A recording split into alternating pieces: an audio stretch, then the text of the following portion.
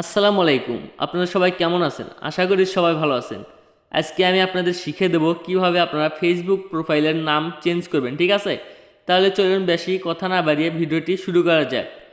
প্রথমে আপনারা আপনার ফেসবুক অ্যাপসে চলে যাবেন। আমি লাইট থেকে দেখাচ্ছি, লাইটে আপনারা যাবেন বা শুধুটাও গেলেও চলবে। তো আমি লাইটেই গেলাম। আসার পর এখানে দেখুন থ্রি লাইন, থ্রি লাইনে একটা ক্লিক করবেন। আমি থ্রি লাইনে একটা ক্লিক করলাম।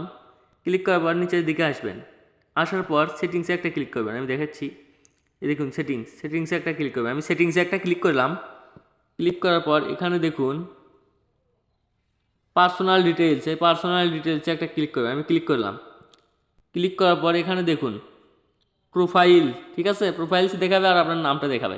এখানে একটা ক্লিক করবেন।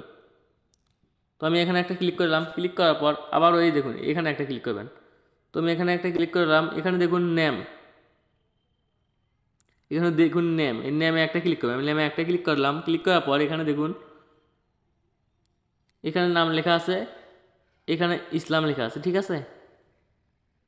তো আমি এই দুই নামই চেঞ্জ করে দেখাবো, ঠিক আছে?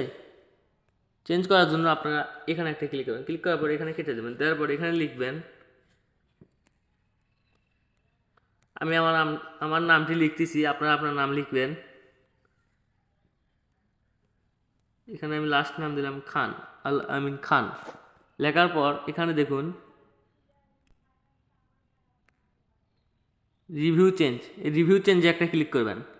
আমি প্রথমে রিভিউ চেঞ্জে একটা ক্লিক করলাম। ক্লিক করার পর একটু অপেক্ষা করুন। এখানে দেখাচ্ছে, খান আল আমিন, আর এখানে দেখাচ্ছে আল আমিন খান। তো আমি নিশ্চয়ই উল্টাটা নেব না, নেব সিধাটাই। এখানে ক্লিক করব। তারপর